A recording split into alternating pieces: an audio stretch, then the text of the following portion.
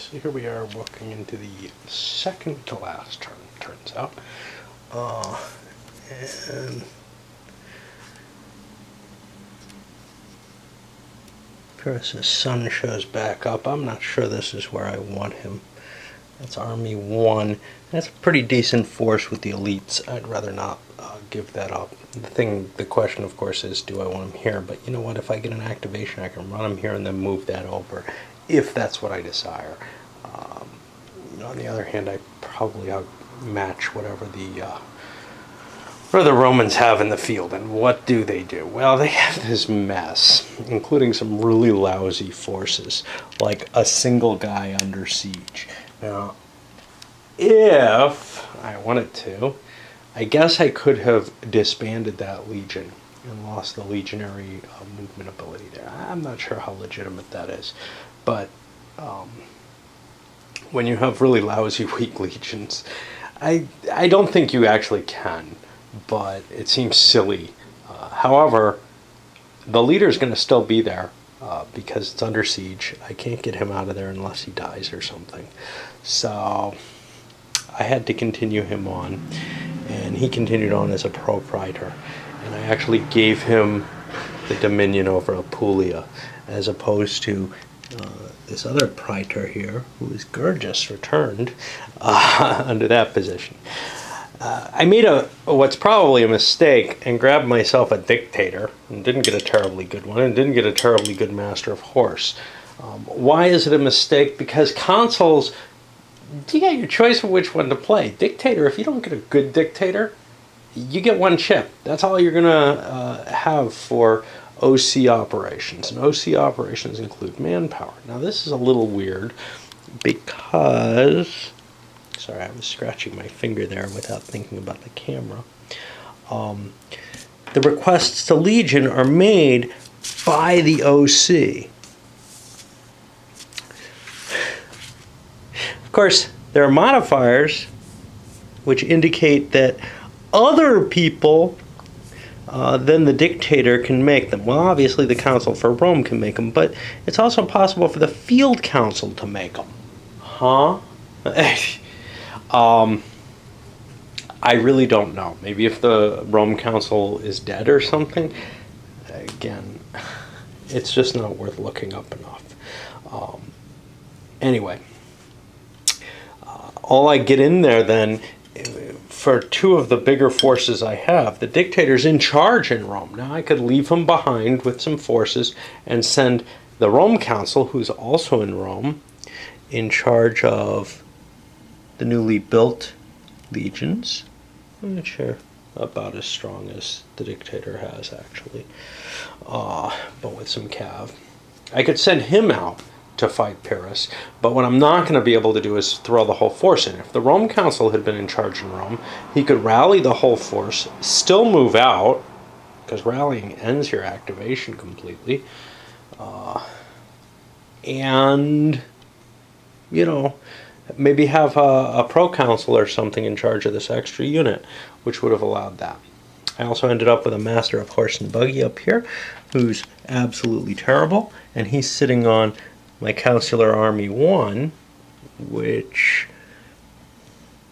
is a little bigger than it should be, but because it's got the allied legions from there. Over here we have Brutus, that outstanding leader. He has Legion 4, which is not this. He has Legion 6. And he is my field council. That was kind of the biggest position, the biggest army I could give him. And then, well, as I mentioned over here, there just isn't a lot of force. I pulled up a new praetor for the urban legions, and I guess that's about it. I think I'm ready to get started. It's obvious I don't have the hang of the game yet, not just the rules issue, but also the game, how to play it, sort of. I'll show you why in a moment. I opened things up with an augury. It ended up being the Cineas, no effect there. Got a praetor counter, said, hey, both my praetors are over here. I don't want to do anything with them until I get reserves there, maybe.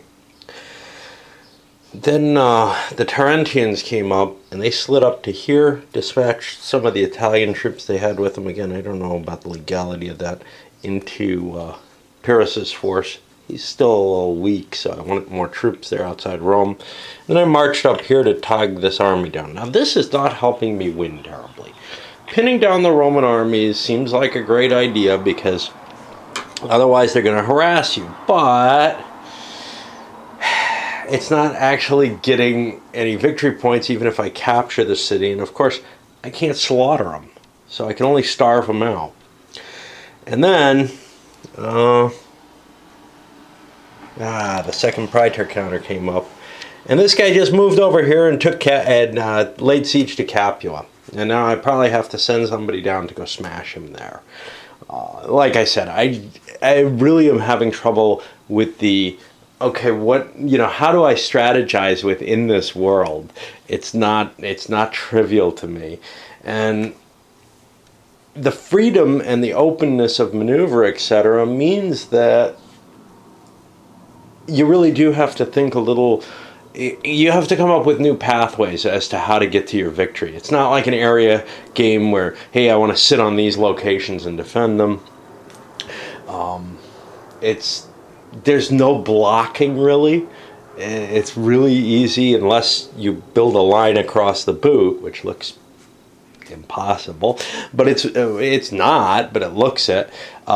There's no way you're going to fill in all your back areas except by converting things diplomatically. So something like, Sabinus here is still pro-Roman, and Roman troops could just show up there and cut down and wreak havoc behind me. But unlike, a game like Sword of Rome or something doesn't play out this way, simply because, hey, I control this spot, I control this spot. You can create contiguous lines of control. And I feel like this actually captures a much better feel for operational ancients type stuff than most of the CDGs do. Simply because, hey, yes, most of the action follows the key roadways and such not, so your little bubble can make sense, but there's always areas outside that there was room for, forces to kind of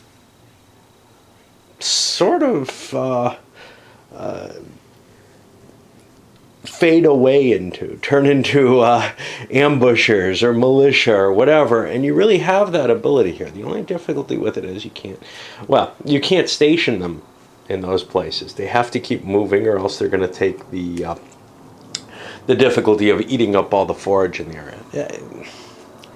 Definitely gives more insight into the maneuver, etc., than most games of the era.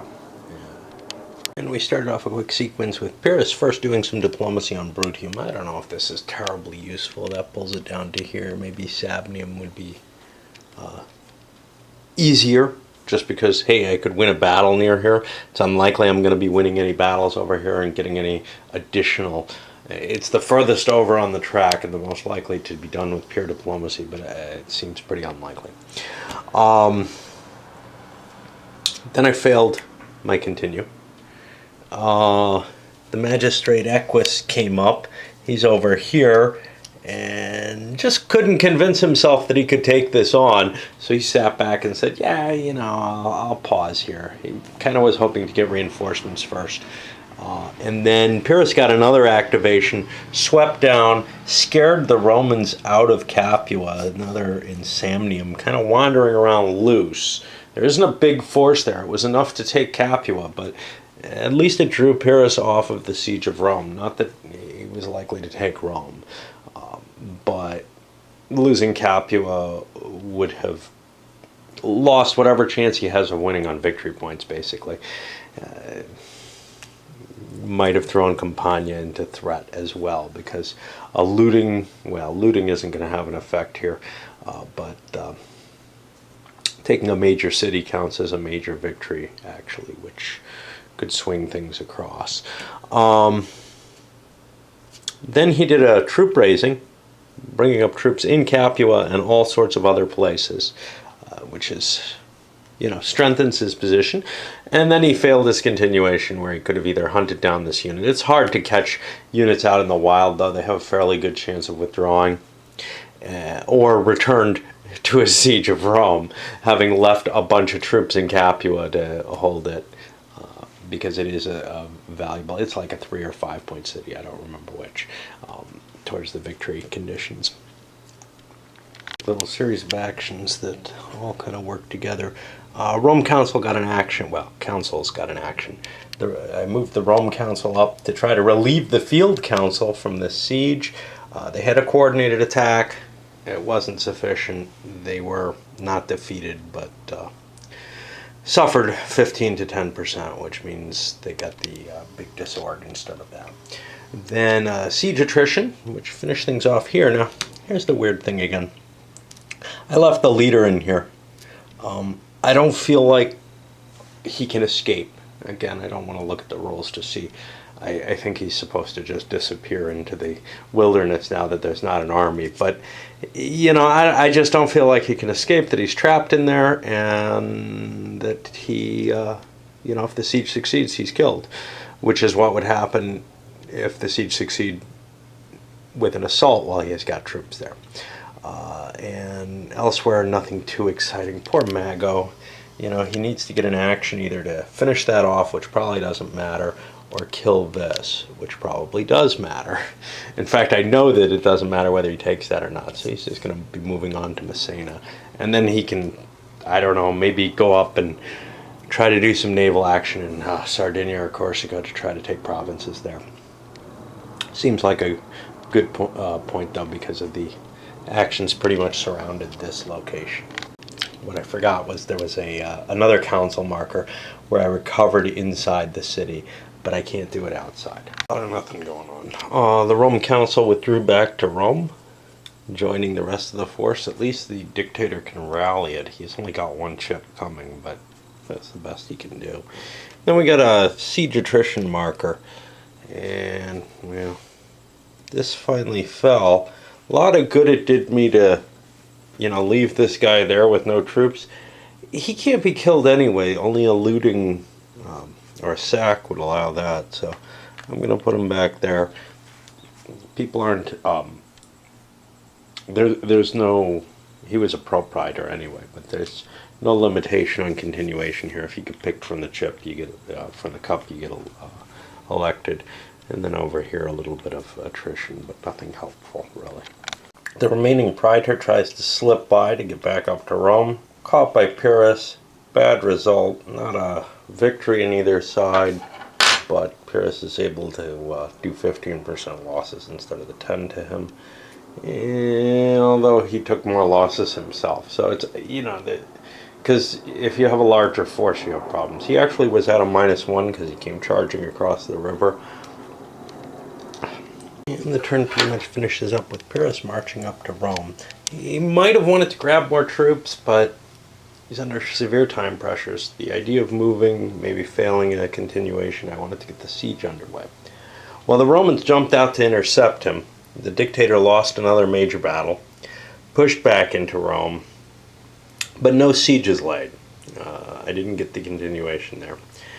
And now I'll just do the end of turn, kind of clean up a lot of the units all kind of recover a little bit, and I can do things like pull the diplomats off.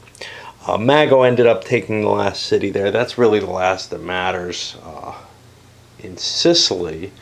So now the question is, does he want to shift into Sardinia or Corsica? He doesn't have a lot of forces there, but there's no real harm. It's just a matter of time to assert control over these, which would help the Roman cause of victory points if he can manage it. I guess that's about it for this turn. That'll push us into the final turn of the game. My memory's not terribly good, and I don't write down all the events in the game, just the elections and a few things otherwise. In particular, I know the Romans lost at least one major battle, but I don't know if they lost two. I think they did. Which would mean, although maybe they were just a lot of draws.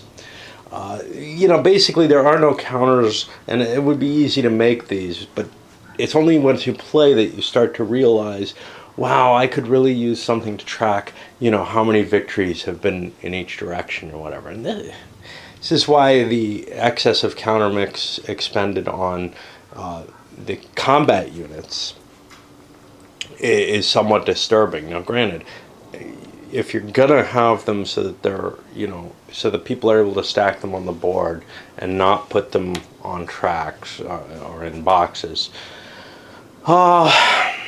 you kind of have to go this way, because if people want to put them all on the board, you're already running the counter mix pretty bare when there's a lot of reinforcements in play, things like the Tarentians and such. And of course, that's the question of, well, do you really need different nationalities for all of them? Yeah, you kind of do. Okay. So anyway, with that memory failure, I've decided, well, we're going to have a mandatory dictator. We certainly, I don't know if I lost a single major battle. I'm pretty sure I did over here in Latium, because I know things moved there. So we went with a dictator, and it was, we got a good choice this time. We got Moose as our dictator. He's pretty good in combat, but he doesn't have a lot of chips.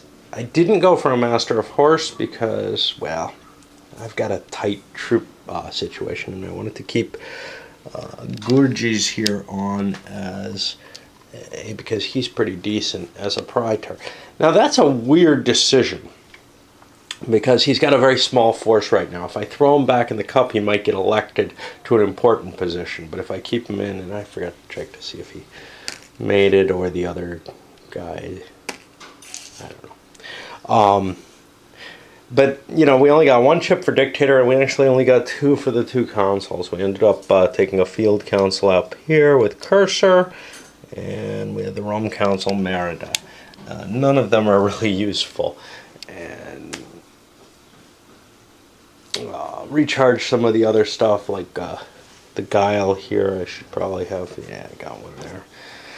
There's a lot of stuff at the beginning of the turn that's not, it's not easy for me to remember all the little things you have to do, because they're all kind of part of the same step. And it's not like I like to follow a detailed cookbook of things to do anyway, but it's just, no matter what, when there's a lot of little stuff to do all at once, I'm going to probably screw some of it up. No big deal, I think. One of the kind of odd things, if I was playing this opposed, I would probably take some of the downtime when it's not my turn or whatever, and count up the victory conditions. When I play it something like this, solitaire, I almost don't care. I almost kind of want to be surprised at the ending. But I guess in order to, I probably would have done this earlier, in order to get a feel, it's each province. Syracuse is worth 5, Capua is worth 3. Okay. So what we're looking at is 1, 2, 3, 4, 5. I think 5 provinces controlled by Pyrrhus. That's 15 points. He's got Capua that puts him to 18, 21, and that's it. Now, it's pretty easy to look at what the Romans have other than the provinces. Provinces is harder. So, for example, Bruttium he doesn't control, so we can ignore that. But everything else, I guess we can look here. It's just we haven't been playing up here, so it's not as big a deal. 1, 2, 3, 4, 5, 6. That's some 18 points. 7, 8, 24 points. You can see, really, Pyrrhus has no chance. 24 points. Syracuse adds 5, 29. Regillium and Messena. I believe Regillium is still Roman because these guys haven't revolted, because Pyrrhus hasn't crossed across. That's, I think, what the rules were there. And then Lily Bylum another 5, or another 3. Oh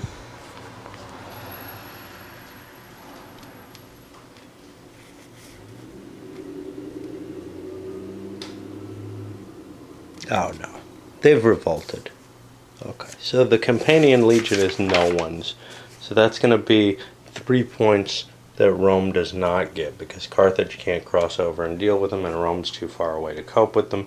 The Pyrrhics have no interest in it because they're not going to get Messena in an easy version. Still, the points look like they're predominantly Roman at this point. Obviously, things like Corsica and Sardinia have not been captured yet, but I don't think I terribly even need to grab them. It would be neat to do so, add some more points, run up the score a little bit. But it really kind of looks like the only chance for Pyrrhus at this point would be to take Rome itself, which of course means, well, if Pyrrhus goes in and marches on Rome, the Romans can just sit there and outwait him. I'll probably play it more like I would have played if I hadn't looked at these. I guess. I don't know. I feel like by looking at them, I've kind of spoiled the game, and I want to quit now, which is one of the reasons why I will offer concessions in opposed games, but I usually play solitaire games out to the end because I'm not as aware of the victory points in the solo game. Since I was near the end, when I drew a siege attrition, I thought, well, maybe one way to change things is to devastate the provinces. I've not really wanted to do that because I needed the mobility, and adding to the attrition costs as the Pyrrhic player, adding to the attrition costs would cause problems with that. But maybe last turn I should have been thinking about this too. Here I am getting a siege attrition. I figured, okay, let me look the foraging rules up. Nah, you got to control the province for foraging to work. That doesn't mean necessarily I don't want to devastate. I just found it again. I lost the devastation rules. They're so easy to lose because they're buried in something else, movement. But they are essentially, I guess, a movement factor. You do it as in the devastation phase. What the hell? And it looks like I can do it even if I'm in a siege. I think I could do it if I was besieged in a city, but that's pretty unlikely. Is there a devastation phase? Yeah, it's over here. So at the end of the game, essentially, I can make some shots at it, if I remember. And now I've lost the roll again. It's somewhere in movement. Means it's back this way.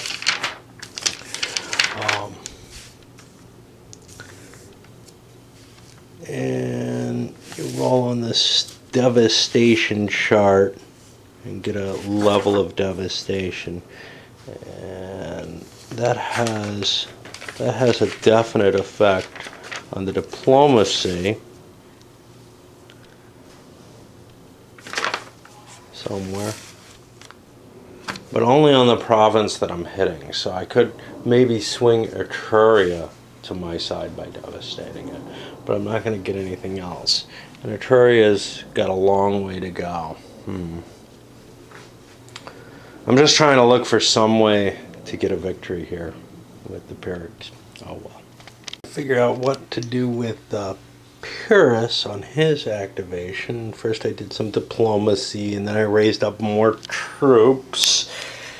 Got piles and piles of troops. I actually had to build an army here just to keep things. And I should probably put the Syracuse army here and just say, yeah, because it doesn't really matter. Stacking, those things don't really count for anything. They're just counter holders. And this is stupid having a stack that big. I'm going to bump it.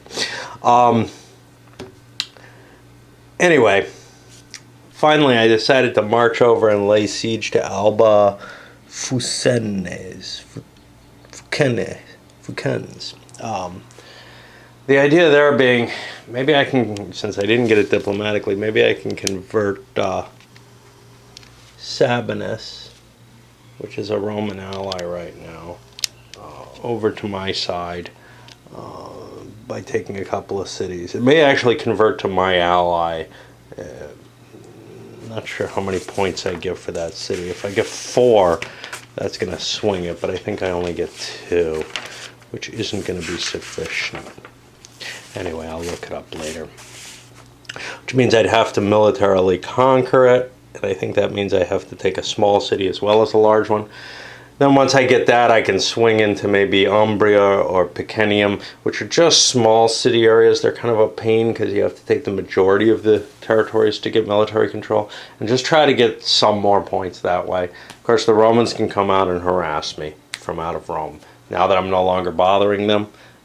But they probably can't actually, because they're not... I think they're actually, yeah, they're disorganized. They really don't want to. So this is probably a turn where Pyrrhus gets to do whatever the hell he likes, and we'll see whether he's able to gain enough support. The Romans passed on their Rome Council. I didn't want to move this down. It's weak. I want to get reinforcements before I move. Well, only one shit'll give me reinforcements, the dictator. So one of the big problems from my view in this scenario, I drew a couple of chits of Rome Council, which made me realize, hey, I forgot to rally this guy for the council marker. Instead of passing with this guy and just doing nothing, I do have another council on the board, so I did that. And I went back and did it twice, essentially. Then I got an augury that meant nothing. But then I got the Terentian turn. And here they are outside this little city, sieging it, and they can't kill the troops inside of it. If they attack it, they'll take greater losses than what's inside. What's inside will get to withdraw down to another city. I may desire to take that because, I don't know, provincial control over Etruria I could conceivably get, I guess. I'm not sure how easy that is. It looks like northern Etruria is going to be easier because I just have to take I have to take 3 cities either way, I guess. I don't know. Anyway, the Terentians aren't going to be able to take cities in enough numbers to make a difference here. And they can't get rid of the forces there, so they're just going to pass.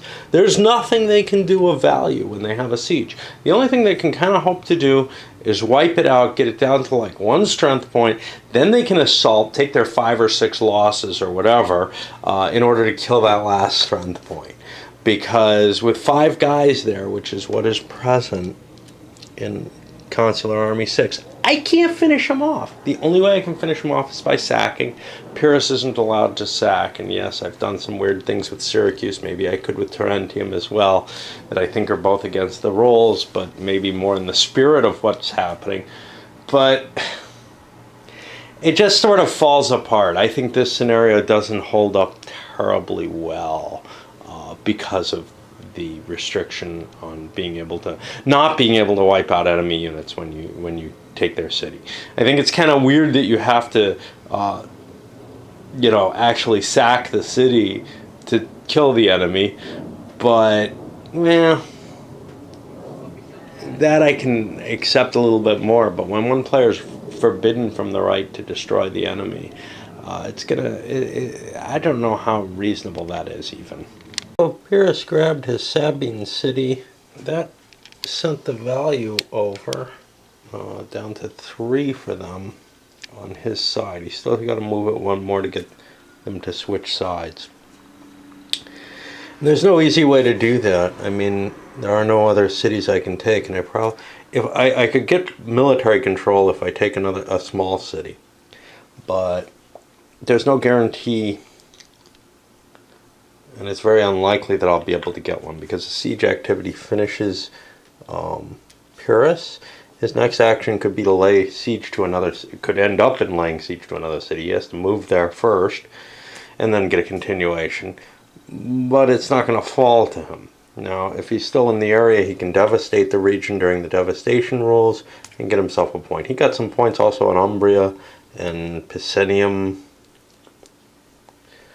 And it looks like Etruria as well, actually. I think I moved that. Okay. But it just doesn't look like he's going to be able to flip very many regions, either militarily or otherwise. And likewise, back here, I got Hellenaeus And that's about it that I can actually move. So I think it's pretty much over. I'm just playing it out to get to the end, really. Aeneas could actually do something good. He marched down into Brutium. I'll be able to, I believe, plunder it. I don't know. Devastate it, whatever the hell the word is for it.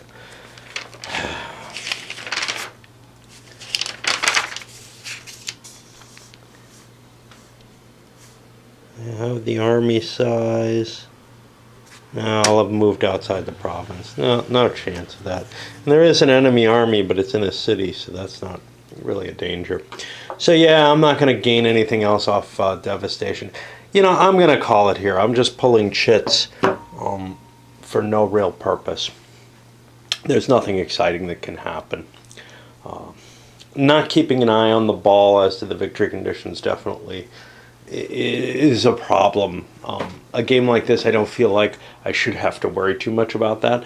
And, you know, in some ways I guess I don't, but some of it is well, how do I actually convert things? Because that's what should be important, and I'm not really paying attention to that in the way that I'd like to if I was taking care of it.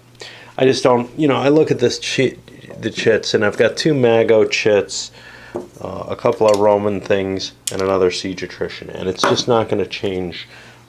The Romans aren't able to do anything of value. The only thing, maybe Mago could sail up. We haven't done a naval action at all. You know, maybe he could sail up and take one city in one of these provinces, but they're all small cities, so they're just not going to matter. He's going to have to take the majority of them, and in the best case, I think that's 2, in which case, you know, that would be 3 extra victory points. So quickly looking over the victory points for this sucker.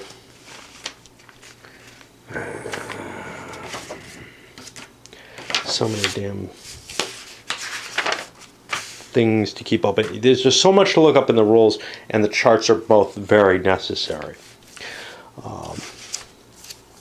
So it's really kind of annoying having 2 rule books and then having additional rule books because these rule books aren't sufficient, and then having to go online to find the updated versions, etc.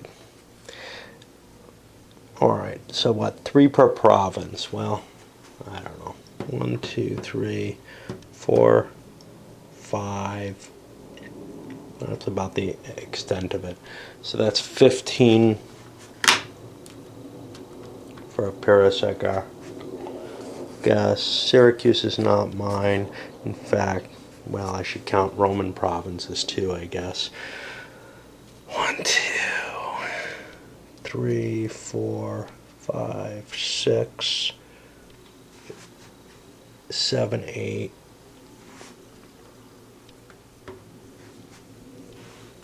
Syracuse is Roman. Capua is Pyrrhic.